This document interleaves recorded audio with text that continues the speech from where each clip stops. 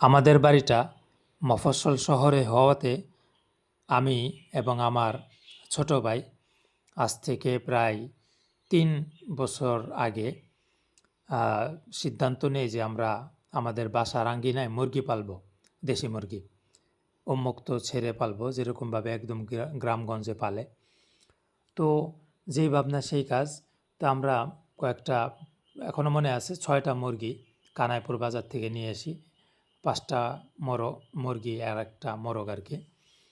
ওই জাত থেকে শুরু, আল্লাহ বরকত দেয়, এই ৩ বছর পালছি। তো বিভিন্ন কারণে আর মুরগি পালতে পারতেছিলাম না। খাদ্য সংকট, অনেক বেশি মুরগির খাবারের পিছনে ব্যয় হয় এবং মুরগি মারা যায়। তো মারা যাইতে যাইতে এবং আমরা কিছু নিজেরা জব করে খাইছি। এটা সর্বশেষ মুরগি বাকি আছে, তাই আপনাদের সাথে শেয়ার করলাম।